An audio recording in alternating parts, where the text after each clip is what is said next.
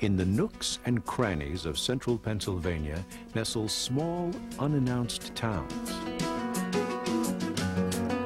Often they appear suddenly, the 35 miles per hour roadside signaling, "You'd best slow down. Village up ahead." Those who have lived here for years know that within these historic towns and villages lie the essence, the soul of central Pennsylvania.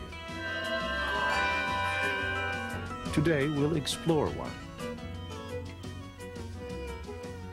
A place called Boiling Springs.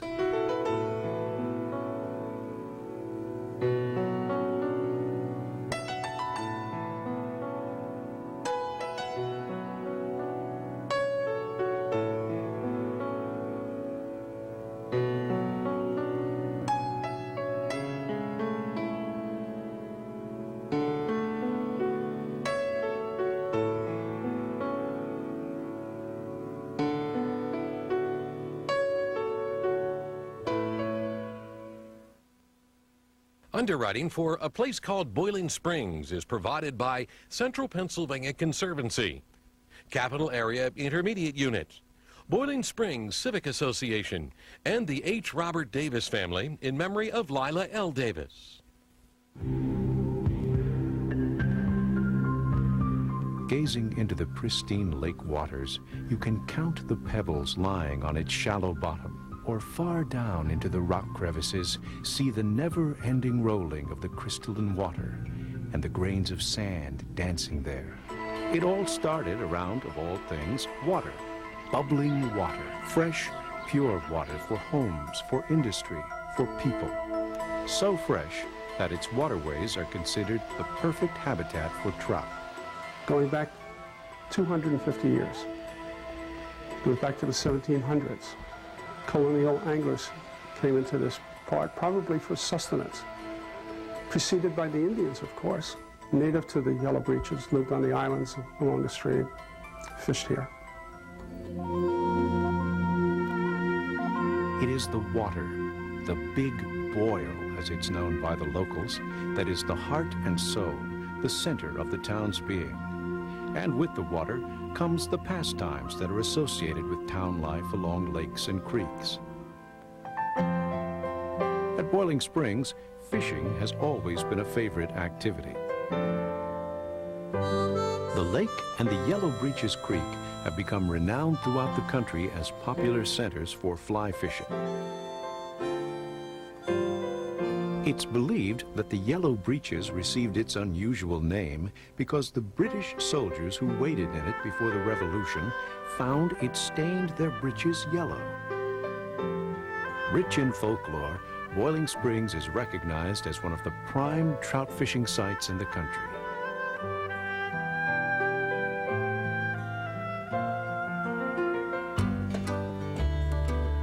Eric Edstrom discusses the tradition and history of trout fishing in Boiling Springs. Trout are very finicky. Depending on what their habitat is, their behavior differs. In Mountain Creek, we have wild brook trout. Here in the Yellow Breeches, we have a combination of brook trout, rainbows, brown trout. A lot of stocking goes on here to encourage the sport of fly fishing. The opposite bank of the lake here is restricted to children and people with a handicap to give them the opportunity to enjoy a very relaxing and delightful sport. When I look around my home or the streams in this area, I'm awestruck with the beauty that this valley has. But I'm also struck with the need that I have to contribute to preserving it and keeping it, as many of us do.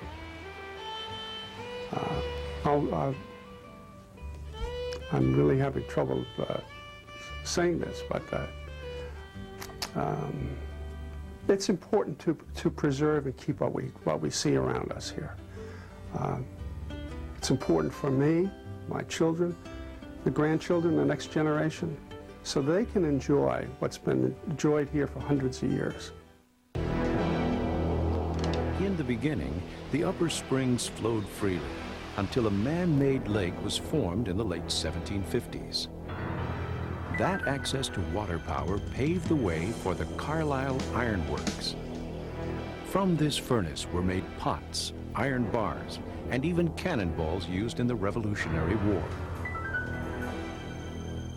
Each day, 22 million gallons of clear 53-degree spring water surge from some 30 springs and flow into the lake.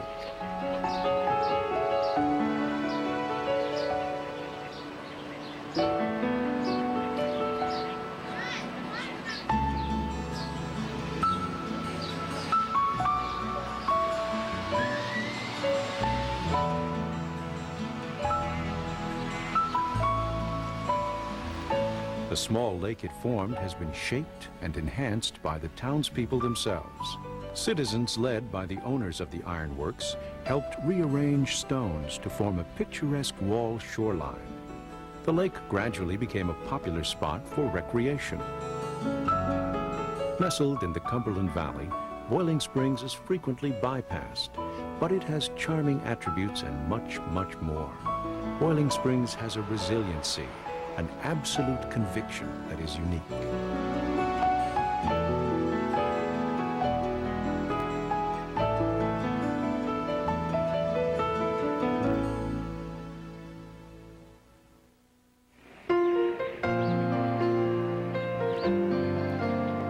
It's an honor to restore an old house and bring it back to its historical preservation. I think it's a worthy act. Sandy Edstrom discusses restoration and the importance of keeping the past alive.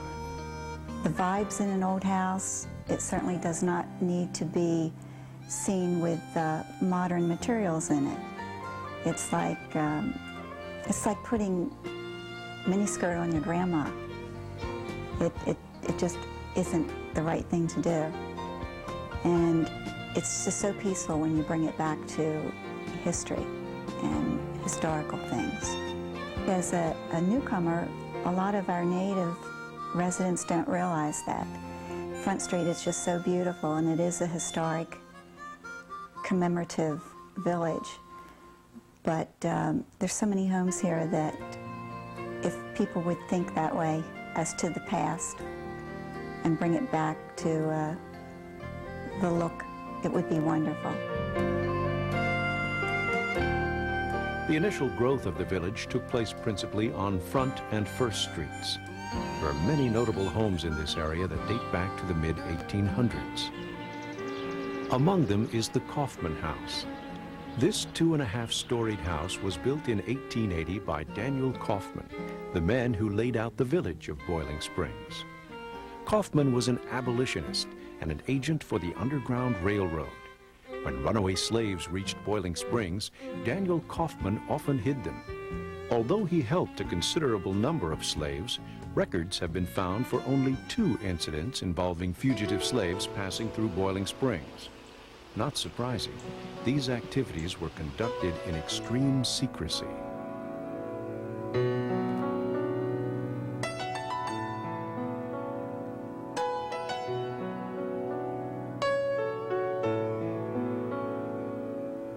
P.J. Heyman knows her community well. Foundry Day is sort of the celebration of Boiling Springs. It shows everybody what a wonderful place we have here, the crafts that we have in the area, the community spirit. P.J. Heyman discusses the area and its unusual history.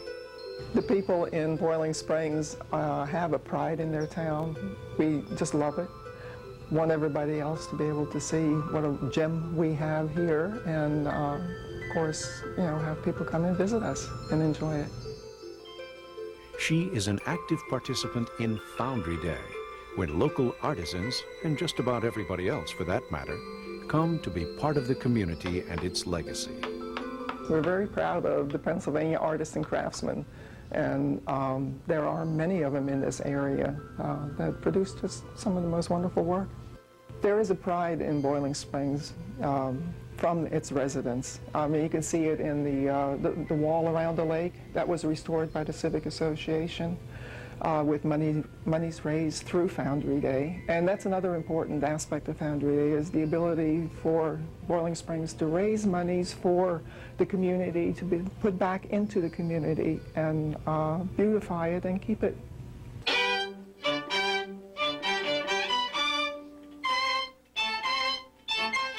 Foundry Day, the Kaufman House, and so much of this town are just examples of the sense of history so keenly felt here.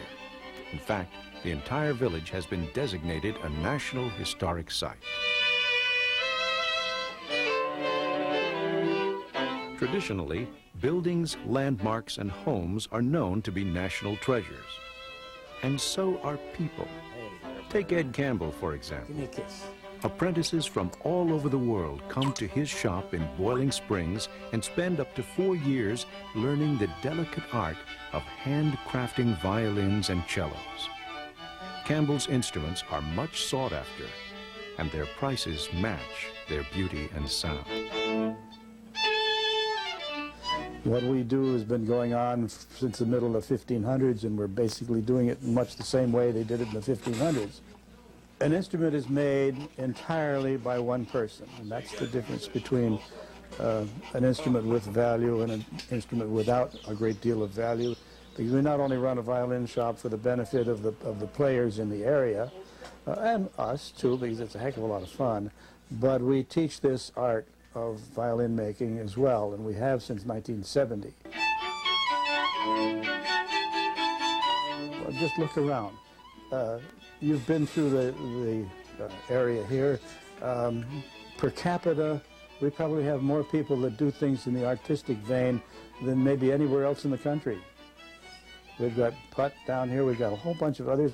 They're just all over the place here in Boiling Springs, so we fit in very well. I won a gold medal for my one violin back in, I forget, 1982 or something like that. There were 2 gold medals given out in that competition. One went to Tokyo and one went to Boiling Springs. So there's again that same thing. So I won 3 gold medals. When you get 3 gold medals, they don't want to see you anymore.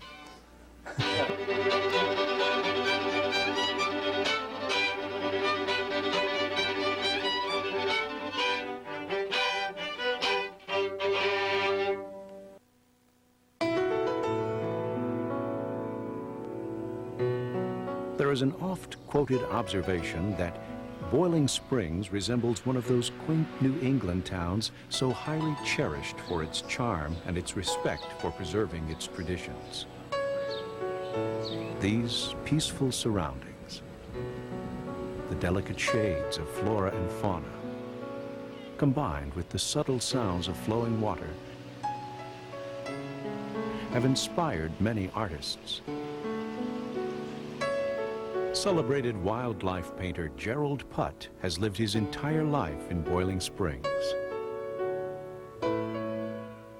I get my inspiration from outside my shop. If I get stale when it comes to doing a painting, all I have to do is take a walk a couple blocks away. Down here is the lake. Take a walk around the lake, check out the ducks. Sometimes you'll see more than just ducks. Maybe an osprey flying over. You might be doing the fishing for the day.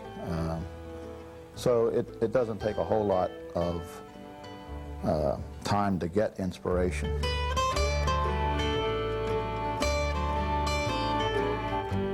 In Boiling Springs, we have a lot. I mean, we have the different ducks on the lake, we have the trout in the streams and in the lake, the historic buildings around town. If anybody just wants to go explore, they can find lots of interesting things. Sometimes I have to paint for 30 hours in a row. It's still okay because I enjoy what I do. I'm very fortunate to have people pay me for my enjoyment. So I'm very fortunate. When I'm doing a painting, what I'm looking for is to try to create life, and hopefully I can improve on each painting, and each painting will create more life. So usually in the eyes is where I establish that sparkle or give it the life. So that way the animal can maybe look like it's going to look around or whatever. People tell me there's a certain wonder in my paintings. And I wonder what they're thinking about sometimes. But I find it amazing that I can do this. Growing up as a kid, I've always had the talent to do artistic things, and I found my niche 25 years ago, and hopefully we can keep going for another 25.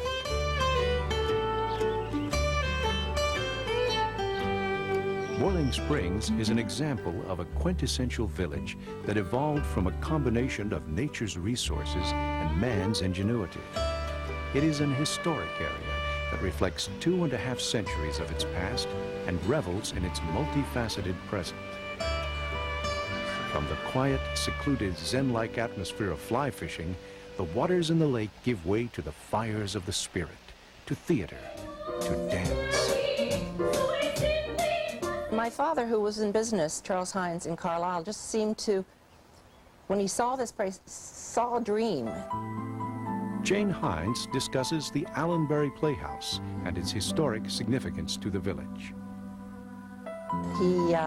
He saw beautiful land, old buildings that were so apropos to what was happening in this area. You know, this is a central Pennsylvania limestone, our wonderful stream, wonderful buildings. All barns in this area are built of this wonderful limestone. And he saw this place and he thought, I think other people should see it. And in 1949, having this hotel and restaurant, someone suggested, you know, summer stock theaters are all the go right now. It was after the war, people were starting to travel. People were going out of New York, actors out of New York, and they were going to surrounding states, New Jersey, New York, Connecticut, Pennsylvania, and they were taking up any area that they could put a show together. You'd take a barn, you'd move the cattle out, they would be the winter stock, you'd move the actors in from New York, they became the summer stock. And it was a great opportunity for actors. Well, we had these restaurants and hotels and a barn, and we thought maybe we could just have a barn theater. And so with Mr. Gage, my father, put together a equity summer theater opening July 2nd, 1949. We're still an equity theater. We're still one of those summer stock theaters that goes from March to December, so it's not summer stock anymore, it's year-round stock. And we give actors opportunities to perform.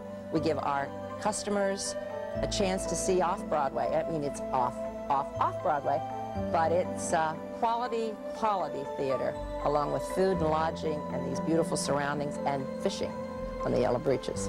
We can't forget that our local area is so beautiful, and it hasn't changed in all these years. I don't know if people realize that you could come to Boiling Springs and really see what you've seen for years and years and years and years and years.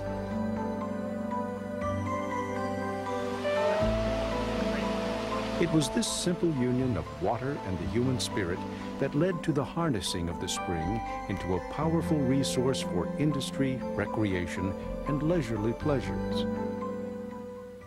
And go! And South Milton Paddling Friends looks like they are all the band here. Listen, breaking this tree. Today, amidst the celebration of Anything Floats Day, citizens of Boiling Springs celebrate the vitality of their beloved lake.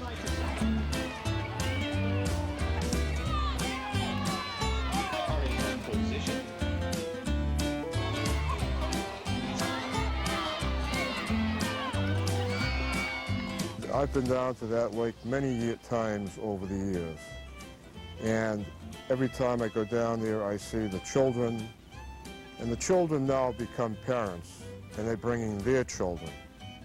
And this lake is a jewel, a wonderful resource. Tony DeLuca is a local attorney and a citizen of Boiling Springs. He talks to us about living along the lake. The people are just amazing. People, during the restoration of the lake, appeared out of nowhere to help sort rock for the people who were restoring it.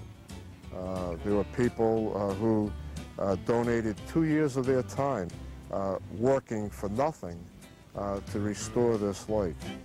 There were people who came for an hour or so at a time to remove stone from a pile high and put them on pallets so that they could be used in the restoration of the lake.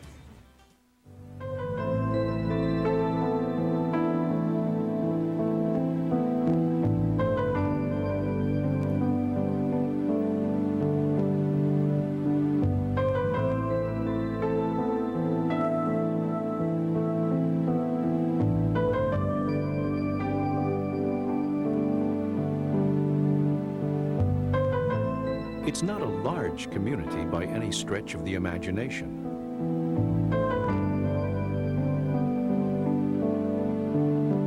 But it looms large in its respect for its history, tradition, and culture.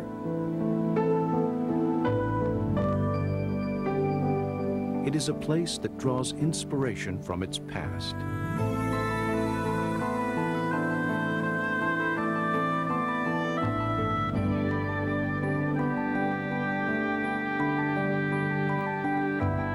I think it's important to have this house for the village. When we're gone, this is the way it is, and we would hope somebody else would continue it.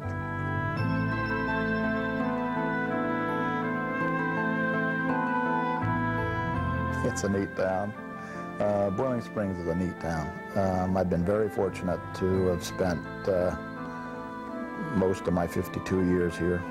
I pity the kids today that live in developments that are too far away from this little town to come down and explore and just run around and have a good time.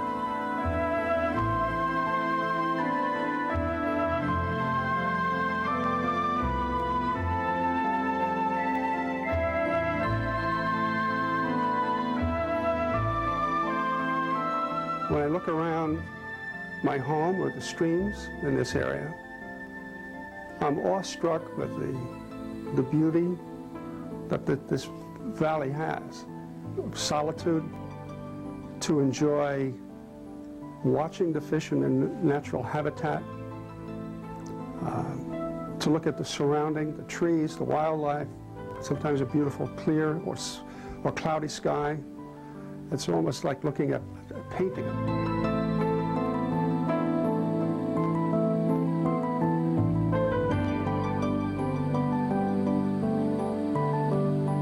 We want to keep what we have here, what makes Boiling Springs so wonderful. The beautiful town itself, the surroundings, the open spaces, the greenery. That's what we are known for and proud of.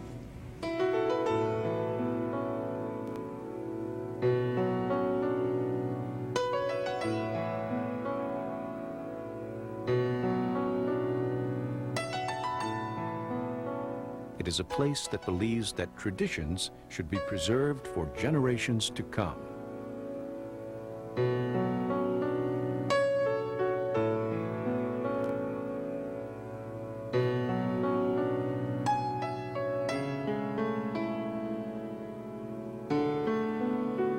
It is a place called Boiling Springs.